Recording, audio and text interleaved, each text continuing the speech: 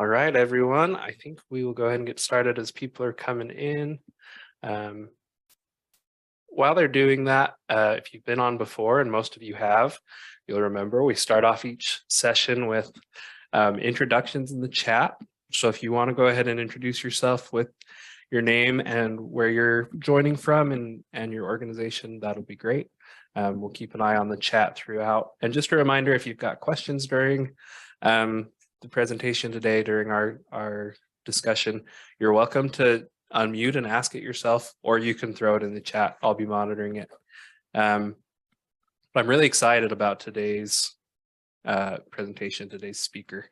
So we've got Rachel Byers here with us from the Utah State University Institute for Disability Research Policy and Practice. I was excited about this for a few reasons.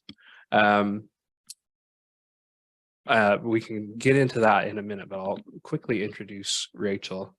Rachel has a Master of Public Health degree and is a certified health education specialist, and she became passionate about human services provision and research throughout her undergraduate degree while working with children and youth with dual diagnoses. She worked in Pocatello, Idaho in management for a residential habilitation service provider, where her interest in disability service provision and research peaked. She's passionate about health equity and quality services provision, and she currently works on the mental health team in the Research and Training Division at the Institute for Disability Research Policy and Practice at Utah State University, and is an adjunct instructor for Idaho State University.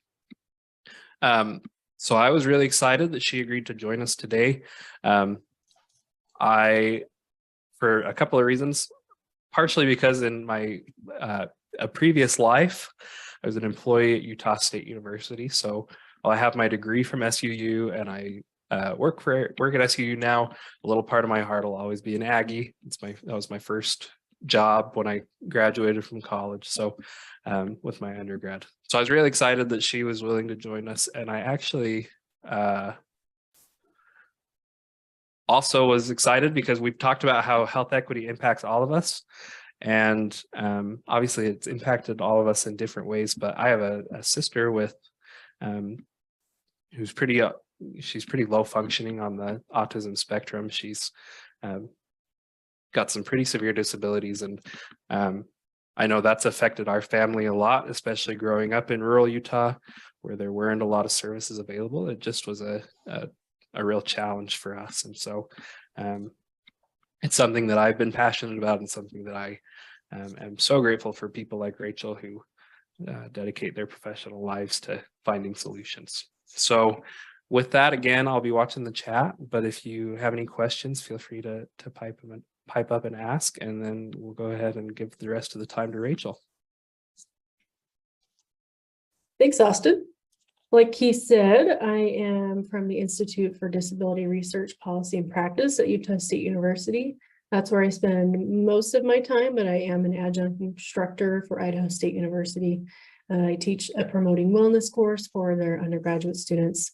It's one of those things I like to do as a health education specialist, helping people who are moving into adulthood learn how to establish healthy behaviors and kind of learn about their health choices. So this first slide here, I'd like to include this prompt hierarchy. It's a little tie and connection to how I began working with people with disabilities when I didn't really know what I wanted to do when I finished my undergraduate degree and was kind of not sure where I should even go. And I stumbled upon a job listing working with people with disabilities. And I thought, oh, that sounds really interesting. I've had good friends growing up with disabilities, and it's always something that I've been passionate about. And I ended up working in this position and managing supported living supports for adults with disabilities. And a lot of that had to do with making behavior plans and person-centered planning, things like that. So that's what that tie is to, that prompt hierarchy. And then you have my two dogs next to that. Outside of this, I'm a pretty vanilla person who lives in Logan, Utah currently. It's freezing. I was just talking to Austin before you all joined. It's very cold and there's a lot of inversions. So this is when I wonder why I live in Logan, but when the spring comes back, I'll remember why I live here. And I'm really excited to be here today. So a little bit of background as to why I'm here. We have a subcontract with the Utah Department of Health and Human Services, specifically the Office of Health Equity, where we are working on health disparities for people from rural areas, specifically people from diverse backgrounds and individuals with disabilities. So through that funding, we have done lots of trainings for community-based organizations, different local health departments. It's possible that if you're from one of those organizations, you may have seen my face before. Kind of just depends on who you work for and where you're from. But that's what's making it possible that I can do this today. We have some funding from the Utah Department of Health and Human Services.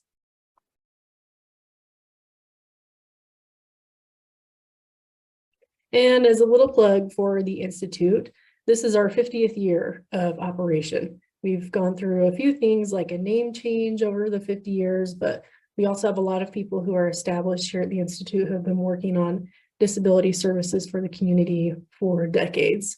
So we do what we can, and we've been doing this for 50 years.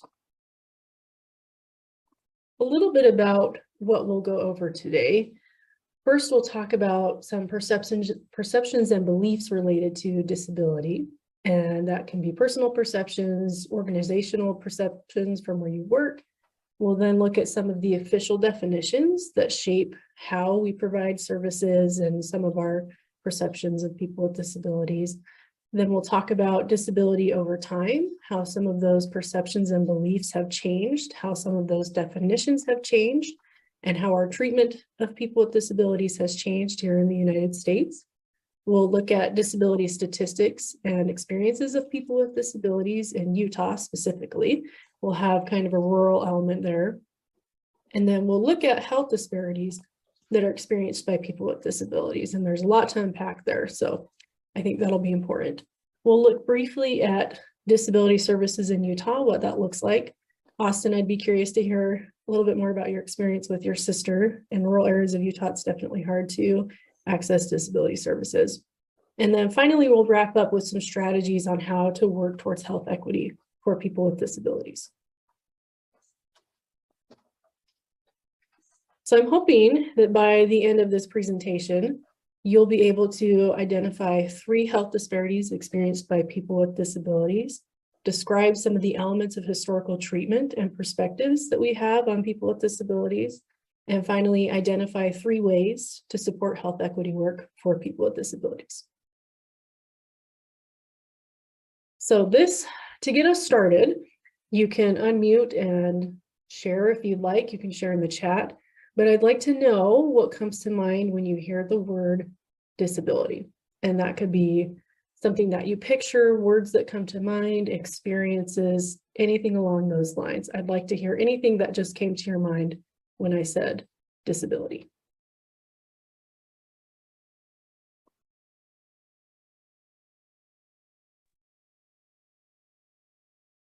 I would say struggling with how, I don't know, with just how we shape the world. You know, we shape it a lot of the times not thinking of people with disabilities or special needs. You know, that we oftentimes this world is constructed in a way where we don't keep them in mind or as much in mind as we should. Yeah, thank you, Carlos.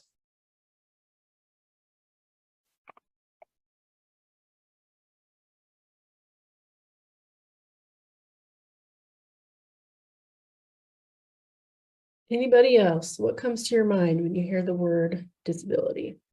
Got a comment in the chat from Ariel, ramps, wheelchairs, accessibility. Awesome, thank you. Limited capability. Oh, I like this, Suzanne. Everyone has abilities and disabilities. It's just that some people's disabilities are less obvious than others.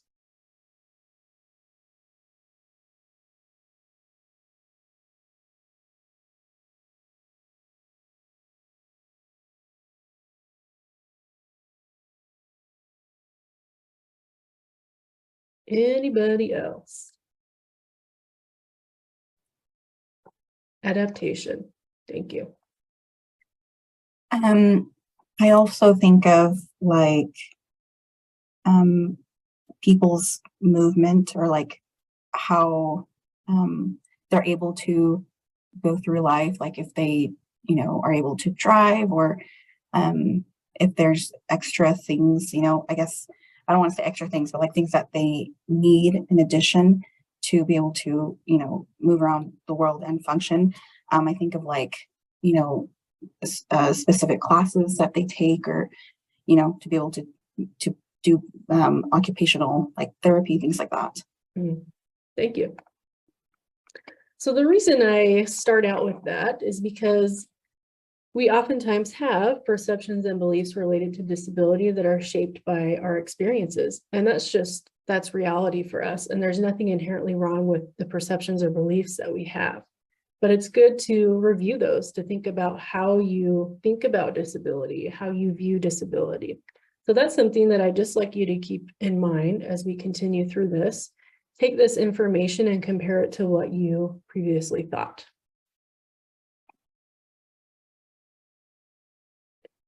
Official definitions do guide how we provide services and how we really shape the world of disability that is around us. Carlos, you mentioned we don't really create the world with disability in mind, and we are trying to change that. And one way that we do that is trying to have definitions that are functional and useful. So currently, the CDC's definition of disability in general is any condition of the body or mind, which is an impairment, that makes it more difficult for the person with the condition to do certain activities, activity limitation, and interact with the world around them, which would be participation restrictions. So it's really interesting. I wish I had some comparisons, but we only have so much time today, how the definition of disability has changed slightly over time. It's important to think about how we even define disability. Sometimes that looks different in different cultures, and we'll talk about that in just a minute here. But this is one of the official definitions that we use to determine eligibility for financial services, for supported living services. So there's a lot that hinges on this official definition and other definitions like it.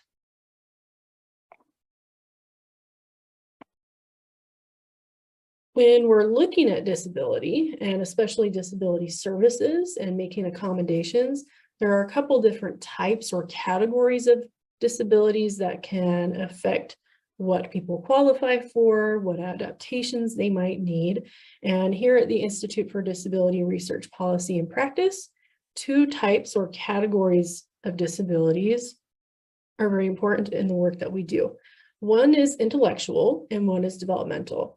And you'll see in just a minute here that there's a lot of overlap, but generally the official definition, one here being from the American Association on Intellectual and Developmental Disability for intellectual disabilities, is that it is a condition characterized by significant limitations in both intellectual functioning and adaptive behavior that originates before the age of 22. So you'll notice an important part of that definition is that there is an age bracket. And then for developmental disabilities from the CDC, they are a group of conditions due to an impairment in physical, learning, language, or behavior areas. These conditions begin during the developmental period, may impact day-to-day functioning, and usually last through a person's lifetime.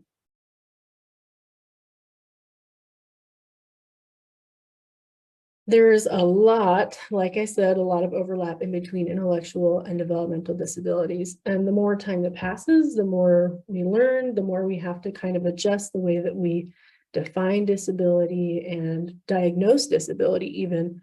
For one example, you might be familiar with the term Asperger's. That was once considered a separate diagnosis from autism spectrum disorder, and it is no longer included as a separate diagnosis. It's just autism spectrum disorder. Cerebral palsy is one that you may be familiar with, fetal alcohol syndrome, attention deficit hyperactivity disorder or ADHD, Down syndrome, and spina bifida. These are all examples of intellectual and developmental disabilities. And it's not uncommon for someone with a disability to have signs and symptoms of both intellectual and developmental disabilities. So when you're working with someone with a disability, it's important to consider that you're probably going to need to keep a very open mind and very open perspective when you're thinking about what adaptations that person might need and how to go about providing the best services.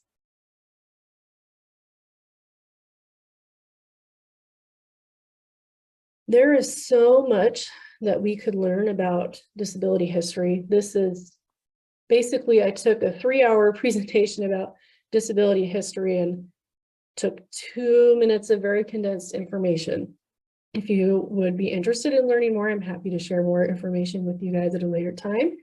But essentially, disability, how we view it, how it's defined, and the role that people with disabilities play in society varies greatly between cultures, across continents, geographically, and has changed significantly over time, particularly here in the United States. We have changed language that we use surrounding disability. For a long time, it was popular to use identity first language. People were labeled as, for example, a schizophrenic individual.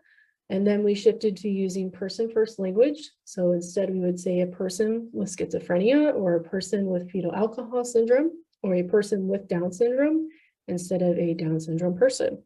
And right now, there's actually a lot of conversation around personal preference as far as language goes. Some people actually want that identity first language as a way of owning their disability and taking charge, essentially. Some people still do prefer that person first language. And moving forward in this presentation, I'll be using person first language because I'm not working with an individual person and I wouldn't know their preference. And out of respect, I will be using person first language. But that's just one example of how things have changed over time, even in just the past 2 decades.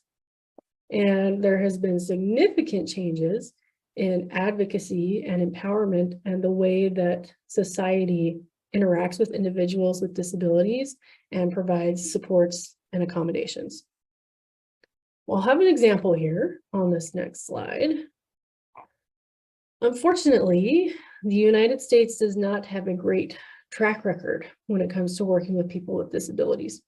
This picture is a little bit grainy because it's an older picture. I can't remember exactly the date for this. I'm going to put a link in the chat. I'll put 2 here. One is a link to the Institute for Disability Research Policy and Practice website. And the other is a link to the source for this picture. The story behind this picture is that people with disabilities were part of the eugenics movement. Generally, anybody who didn't fit the quote neurotypical mold or quote normal functioning level was considered not enough. And when you were looking at the eugenics movements of the early 1900s, people were discouraged from continuing bloodlines or genetics for people with disabilities. So in case you can't read some of this picture, and this is a real thing in the Midwest from several decades ago, it says some people are born to be a burden on the rest. Learn about heredity so you can help to correct these conditions. And they have these flashing lights to present a visual display. And the top one, this light flashes every 15 seconds. Every 15 seconds, $100 of your money goes for the care of persons with bad heredity, such as the insane, feeble-minded, criminals, and other defectives. And you'll notice here, they're using these terms to criminalize people with disabilities, people who are different from the quote norm. And then below here, they're saying we need less of these, which is people who will never grow up mentally beyond that stage of a normal 8-year-old boy or girl. And then they directly relate that to being criminal by saying every 50 seconds, a person is committed to jail in the United States, and very few, quote, normal persons ever go to jail. So they're creating these associations that people with intellectual or developmental disabilities are inherently criminal, essentially. And they're promoting the idea that only people who meet this bar that they've created should be allowed to continue their genetic line. Even as someone who had a background in working with people with disabilities, I had no idea that this was part of the United States history. And up until honestly, until I started working here, I had to learn so much. There was so much I didn't know about how the United States treated people with disabilities. So this is just one powerful example that I think really conveys some understanding about how poorly people in the United States treated other people who had disabilities earlier on. And there are lots of examples. Something that's important to think about is when I say we, I mean the United States. There was, for a long time, for decades, there was a practice of ostracizing people with disabilities, separating them, institutionalizing them. And within those institutions, they were treated very poorly, very, very poorly. There are some documentaries that explore that I'd be happy to share if any of you are interested. But the idea to take away here is that historically, here in the United States, people with disabilities have been treated very poorly.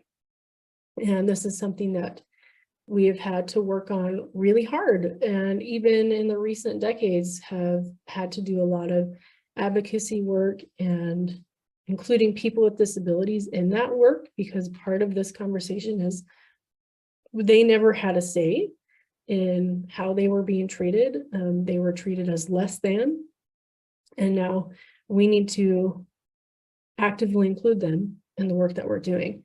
And we'll talk about strategies to do that later on today. I am curious, after seeing this picture and listening to me drone on for a minute about the history of how we treat people with disabilities in the United States, have any of you, is this new to any of you? Does this strike you as surprising? What are your initial reactions here? And again, you can put that in the chat or just unmute. For me, it fits into the historical context. I mean, yes, this behavior was atrocious in the United States, and historically, World War II, Germany carried it to the next extreme. Anyone who is disabled or emotional or mental handicap was basically taken and killed. Mm-hmm. Because of their policy for a quote unquote pure Aryan race. And they didn't want any DNA or genes going down to the next generation. And just like your slide here, perpetuating a species of quote unquote less than. Thanks, Robert. And we've got a comment in the chat that it's not surprising with how there was little known about mental illness. That's a great comment. There's also a lot of overlap between disability and mental health. There are mental health challenges that can be so significant that they're considered a disability.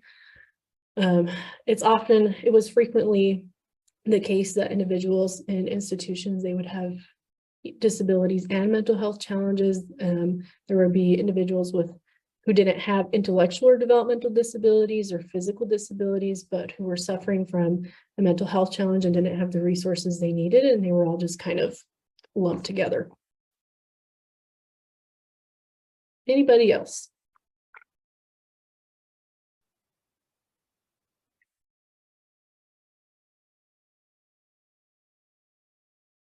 Another comment in the chat, not surprising, still have difficult to get help today for these individuals. That is so true. We'll look at some numbers here that will help paint that picture and help us understand how difficult it can be to get services.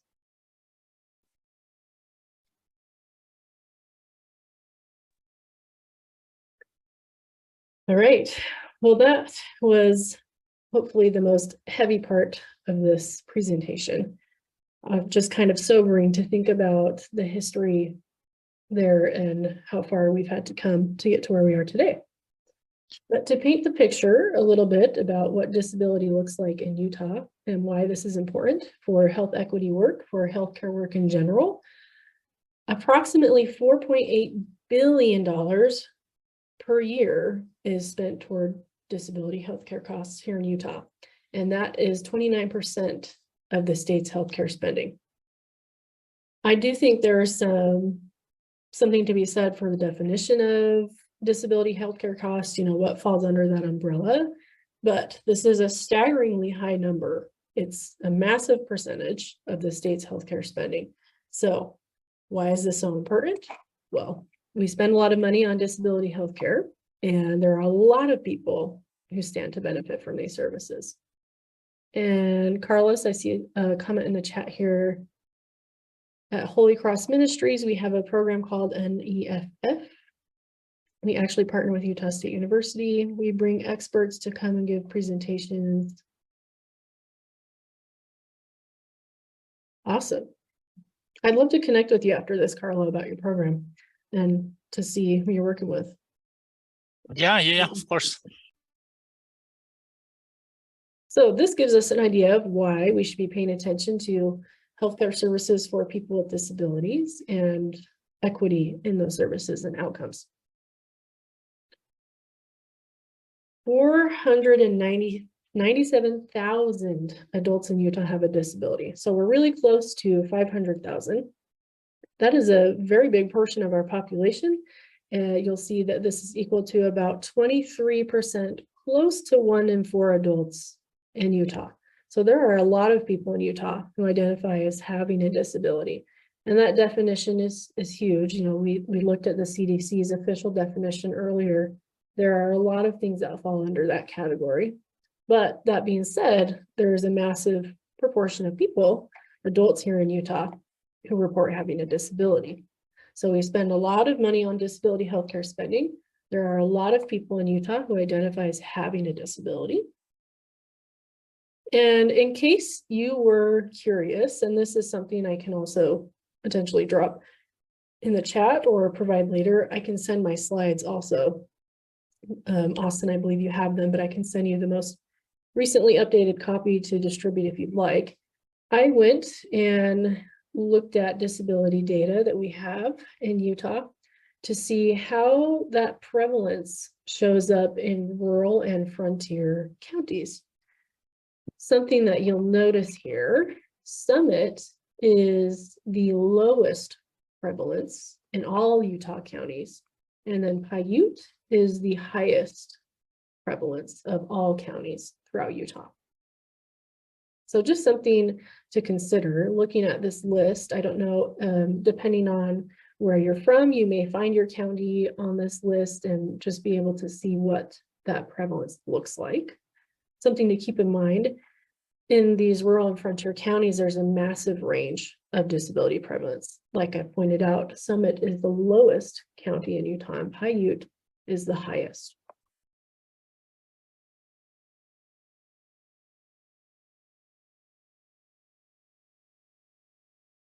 Something that we think is really, really important here at the Institute for Disability Research Policy and Practice is listening to people's lived experiences and learning about what it's like to live the life of a rural Utahn with disabilities.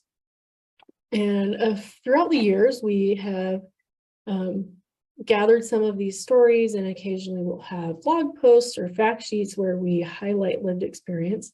And one example I'm putting in the chat here, it's the one that I have linked on the slides. This article, I would encourage you to save this link and read it later on. It explores 5 different stories of rural Utahns with disabilities in Utah and about how they navigate living life with a disability in rural Utah, including accessing services, accessing things like wheelchairs, assistive technology, and things like that. It's very eye-opening to actually learn these stories from the people who live this life. So again, I'd encourage you to look at that. We also have ongoing projects here that explore the lived experience of people with disabilities. This is one of the projects with the Utah Department of Health and Human Services, the Office of Health Equity.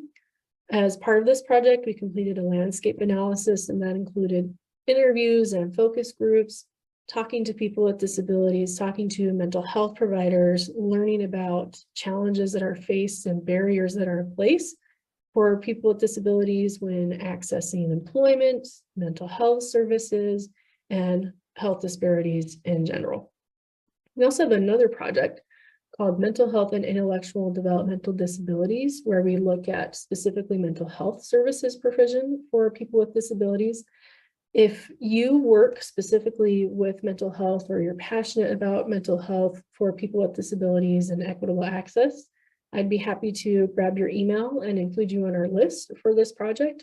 It's a 5-year project, and what we're doing is looking to create some resources for people who provide services for individuals with disabilities to improve training and education so that individuals with disabilities really can get the services that they need when it comes to mental health.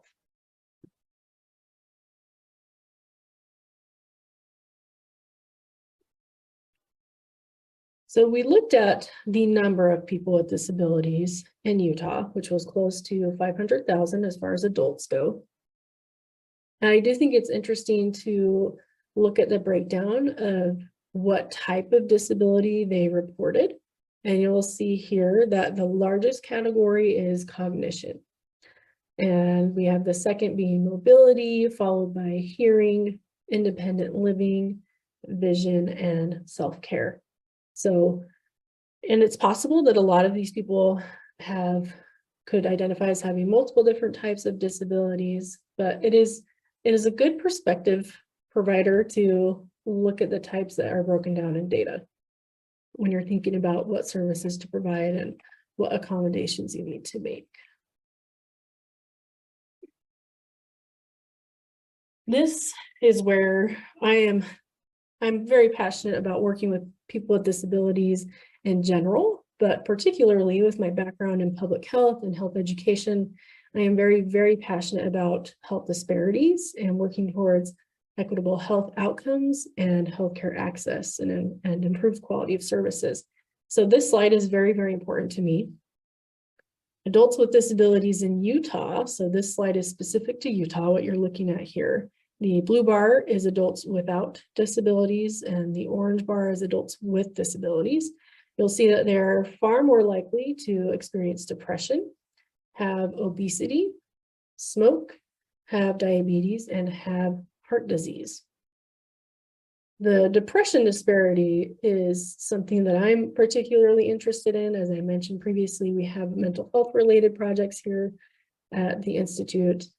And what I'm curious, when you're looking at these disparities here on this graph, are you surprised? Is this something you've seen in your work? Is this something that maybe you're addressing in your work? Is your organization aware of it? What are you thinking when you are looking at this?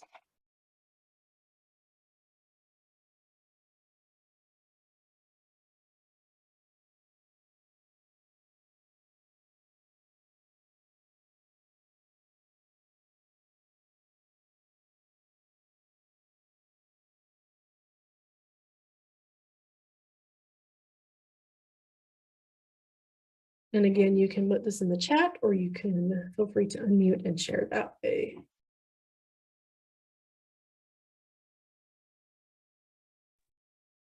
I think for me, sadly, it makes total sense, because those are things that we already struggle to begin with, everybody, if you add a disability to the mix, it's just, yeah, I can see how that is. It makes sense to me. Yeah, thank you, Carlos.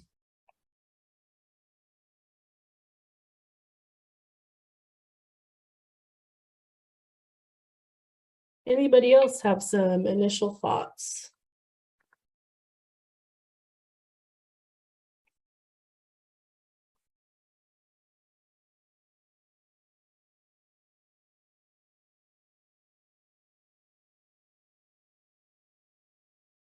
Makes a lot more sense. If I can, all those comes along with it. So we tend to categorize anything that is dealing with the mental illness, and then which, in my opinion, should not be. Then all that leads to all those outcome that is not positive, obesity and diabetes and all that. So yeah, that makes more sense. But I seen the other side of it, where I have friends who have disability not caused by car accidents and all that, but they pull up their way. They're professor now. They were captain on the Olympic team for the basketball team for the USA, won a couple gold medal. So I seen the positive side of that. So, but yeah, those number and that graph, it really shows or demonstrate that anything else that we come with it will definitely affect them to be able to just work like everybody else. I think, in my opinion, we try to normalize something, but it's not. Normal is not normal. I don't know if that makes sense, but we're always trying to put someone to a normal stage, which is not existent nowadays. So normal is different to everybody else. And that's my thought. But Thank you.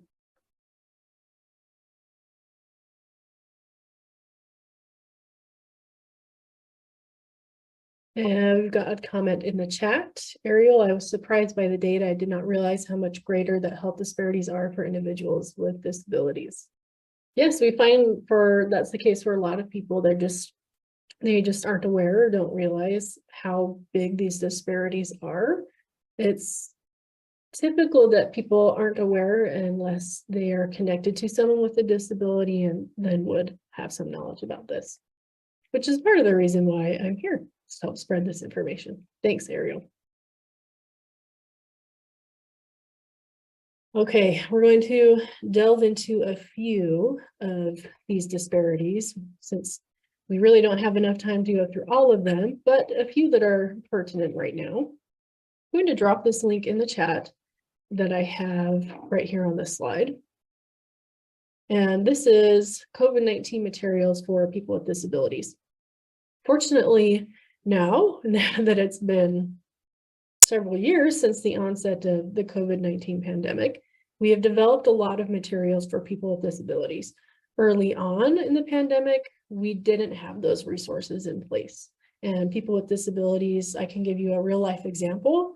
At the time, at the very, very onset of the pandemic, I was moving from Idaho back to Utah, and I was seeing this play out in real time at the organization that I had worked for previously. We became short-staffed very quickly. We didn't have enough people to provide the services for people with disabilities. We had individuals in our care who were very afraid, didn't understand what was happening. They were concerned that their benefits would be affected. And there was a lot going on that was uncertain and really prominently affected their lives. We also had individuals in our care who had severe health concerns. And so then we were even further concerned about their health within the context of COVID-19. So COVID-19 was really a challenging time for a lot of people with disabilities, especially people living in group settings or receiving supported living services from paid staff. Like I said, fortunately now we've developed a lot of materials to help people with disabilities in the context of COVID-19, and we've made a lot of progress in a lot of ways. But that was one example recently when there was a definite disparity in outcomes as well. People who became sick with COVID-19, people with disabilities were more likely to have a severe case, and they also struggled to access vaccines depending on how they were provided care. It could be difficult to access transportation to get a vaccine if they didn't have anyone to take them. Having information about where and when to get a vaccine, there was a lot that went into that. And ongoing, this has been the case historically and still is the case. Unfortunately, people with disabilities are much more likely to be victims of domestic violence. They have an overall higher lifetime prevalence than people without disabilities. They experience violent crime at approximately 2 times the rate of people without disabilities. They are 3 times as likely to be sexually assaulted.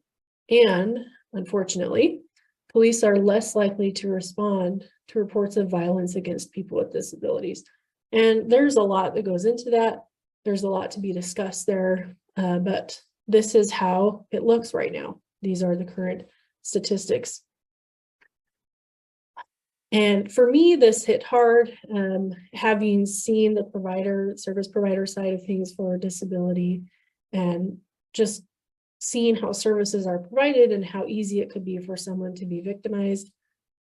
This for me was important.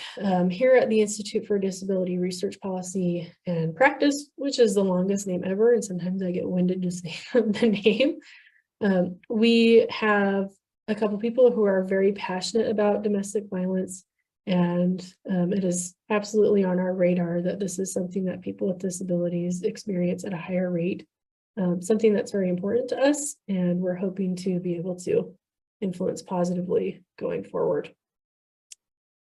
Since we're talking about health equity and kind of equitable health care and outcomes, why do you think it's important that we address domestic violence and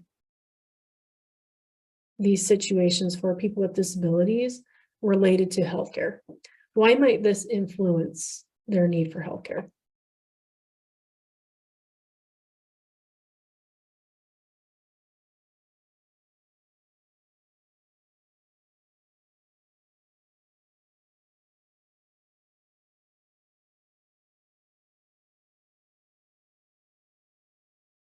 I see a comment in the chat. They already feel like they do not have a voice.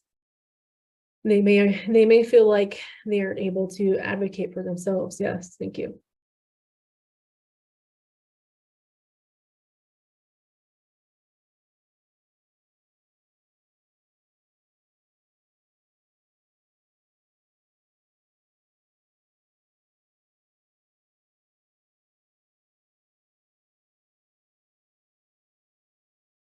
Can I ask? Yes.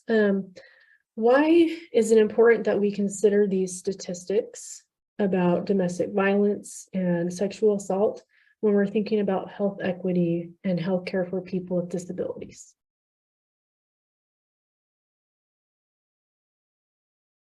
They may feel like a burden already. That's a comment in the chat. Yes, thank you.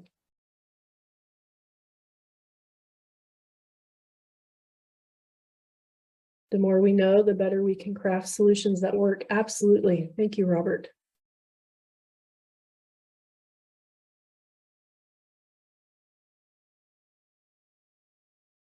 Domestic violence is already a public health issue, and then you add disability to it, and that adds on to their health needs. Correct. Thank you, Ariel. Can you hear me? Yes. I think also being a victim of these types of things can lead to other health disparities and health concerns, both physically and mentally, if they're not properly addressed. And I think just, knowing that they're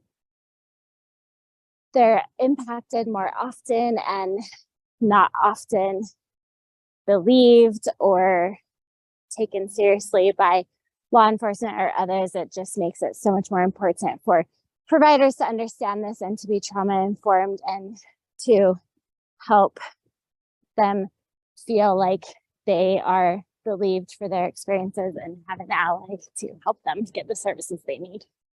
Absolutely. Thank you, Brittany. Teresa made a comment in the chat. Knowing they're more susceptible creates a disparity. I do believe that plays a role. And Megan, sexual assault and domestic violence is already a problem in our community. Being able to see statistics helps us better understand what needs to be done to prevent it in the future, as well as what resources we need to implement for these problems. Absolutely. Thank you, everyone. I think I think it is good to know those things because it does help us to create a more efficient healthcare system. I mean, isn't it the goal to come into a preventive healthcare? So if we get to that, then it would require less medical care. If we catch all those things before and create a system that is more efficient for disability. That's what I think about. Yes, absolutely. Thank you. Ariel, I really appreciate your comment in the chat here. One of the requirements for a client to come into our shelter is the ability to care for themselves if they cannot and they are a victim of domestic violence. I can only imagine how much harder it would be to get help. That is absolutely the case. Sometimes people with disabilities may have difficulty getting help when they're in a domestic violence situation because the person perpetuating the crime may be considered their caregiver. There's a lot that goes into this, and unfortunately we need to move on, but if anyone is interested in continuing this discussion or learning more, I'm going to drop my email in the chat here. I am always happy to answer questions and provide resources. And thank you for everyone that provided some input. So briefly, disability services today. Earlier, we talked about how the United States treated people with disabilities through the early 1900s and approaching the 20th century, 21st century. Currently, Utah functions, and this is a very brief overview, there's a lot you can go into here. Essentially, Utah operates on a Medicaid waiver-based system for disability services. And we have what's called the Division of Services for People with Disabilities, who does a lot of really, really great work providing services and connecting people with resources. Unfortunately, the need is much greater than what we can provide services for currently. This number you see here on the slide, which is 4,427, is the number of people who are currently on the wait list for services from the Division of Services for People with Disabilities. And that number is probably even greater because this is from the most recent annual report. It's probably increased since then. So we have thousands of people who are on a waiting list hoping to get services. And this may be a little small on your screen, but it does have a breakdown of the requested types of services. And two of the most requested services are in-home support and respite, and personal assistance and supported living. So we have people who are on this wait list who would really like some support in living their daily life and functioning. And unfortunately, we don't have the capacity to provide that to everyone who needs it. And the reason I bring this up is that if you have someone with a disability who is in need of services, but is unable to get those services, how might this affect health equity for them and general healthcare efforts for them? If they aren't receiving basic disability services, how might that impact their health? And particularly, what might that look like in rural or frontier areas?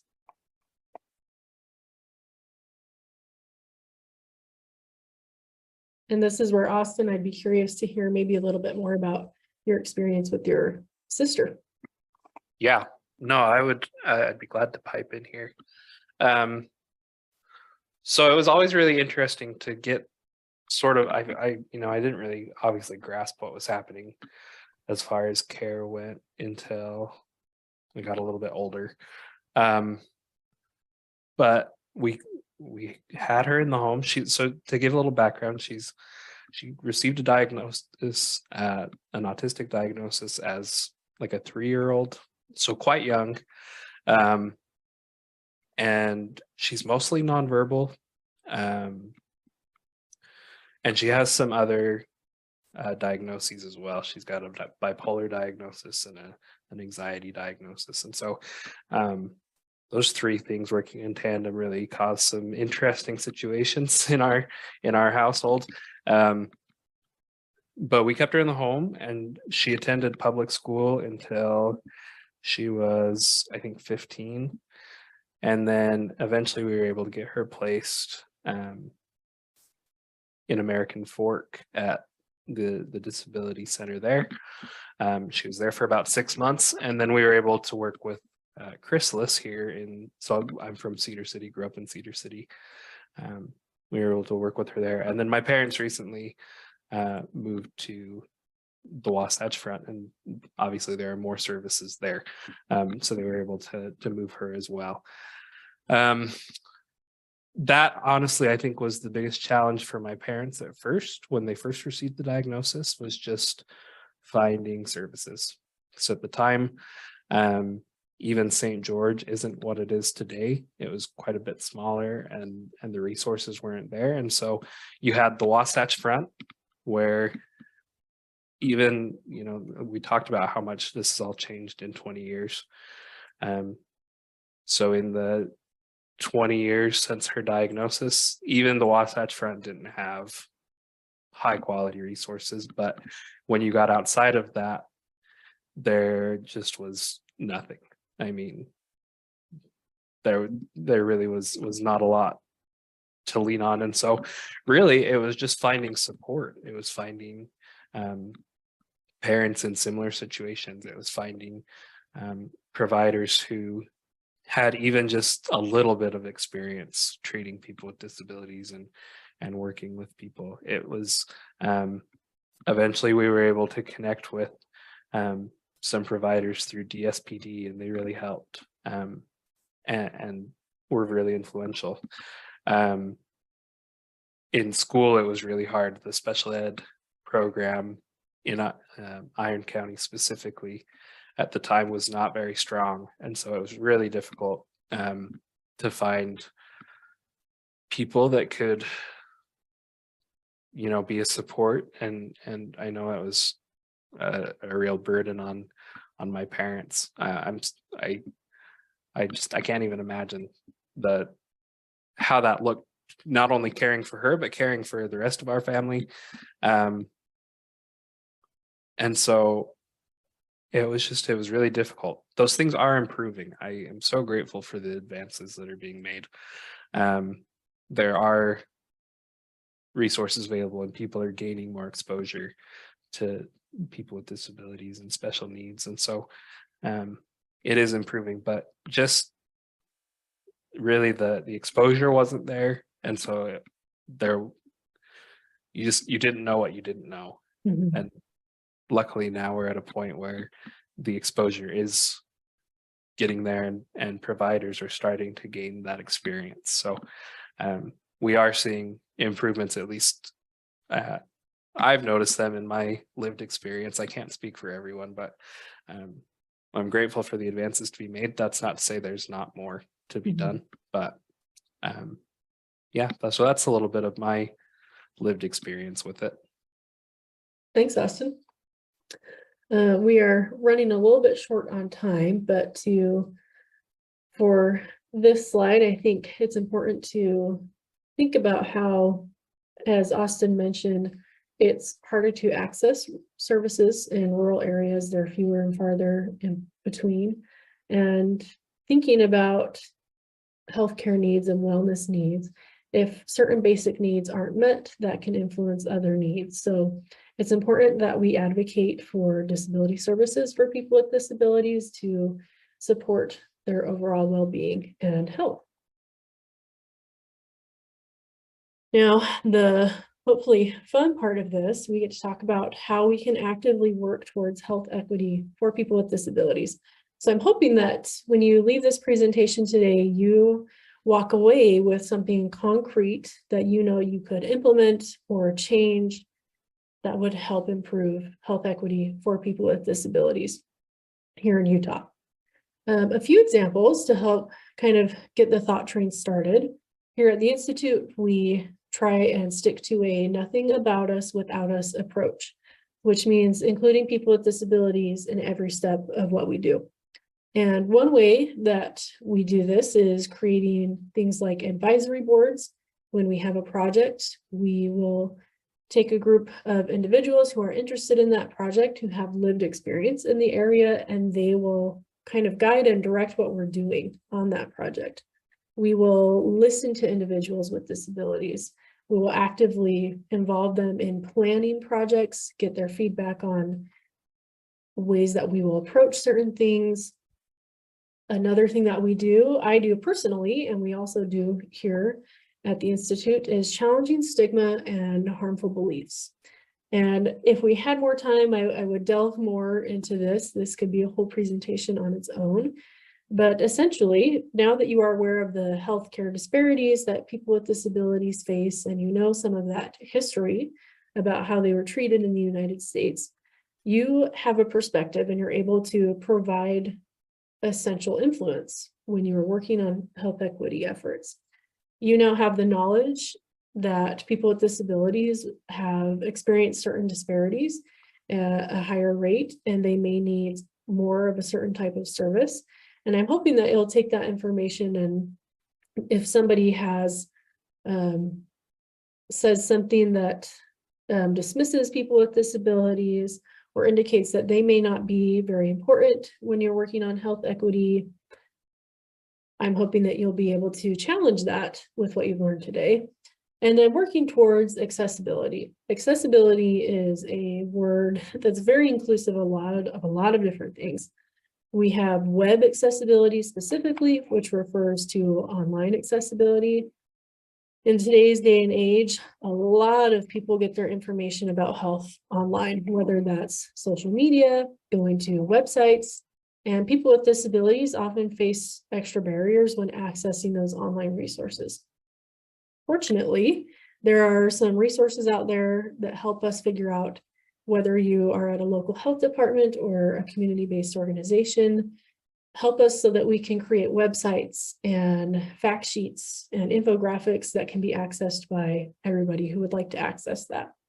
I am dropping a link here in the chat. Specifically here at the Institute, we have a resource called WebAIM, and they focus on web accessibility. So if your organization is interested, or you personally are interested in learning more about how people with disabilities can have more access to our online materials, that is an excellent resource for you. Liz, I do see your question in the chat about what is a resource for helping people apply for a Medicaid waiver. What I can do is put together a little list here. I'll send it in an email to Austin this afternoon because we are running real short on time, and with an answer to that question as well as some other things I've seen here in the chat, and I'll make sure I get that to you, Liz. I was hoping that we would have a little bit more time to talk about how you can use these approaches in your work, but we are just about time to wrap up. So I am hoping that you'll take these examples and think about how you can apply them in your work setting or even personally, especially when talking about challenging stigma and harmful beliefs about people with disabilities. And this is a little bit more about that web accessibility. If you aren't familiar with the Americans with Disabilities Act, Title II requests equal access to programs, services, and activities. So it's incredibly important that we are working towards this. And a few examples specifically of web accessibility that you can think about for your online resources are making sure to include audio descriptions and captions, making sure web publications are assistive technology friendly. So an example of that would be someone who may be visually impaired can use a screen reader to access your online materials. All right, we are just 2 minutes shy of 1 o'clock. I do have my references here for anybody who's interested. Again, I'll make sure I get these most updated slides to Austin so he can send them out. I really appreciate everyone who contributed today in the chat and who unmuted to participate. I hope that there was something today that was helpful. And again, if you have any questions at all related to health equity and disability, please feel free to send me an email. I'm also seeing Carlos put his email here in the chat to send any cases for Medicaid if you have questions related to that. Happy that I could share. Please reach out if you have any questions. Thanks for having me, Austin. Oh, of course, this was wonderful. And as you can tell by the things coming in, I can tell it was something that was impactful and something that we can all take with us in our professional practice going forward. So huge thanks to Rachel for joining us today. And I will send out information and slides as soon as we can, and then otherwise we hope to see you in a couple of weeks, and we'll get you going on some more presentations. We're officially halfway through the series, so we can that's a benchmark for sure. All right, thanks everyone for joining us. We'll see you all next time, and then feel free to reach out if there's anything else we can do for you.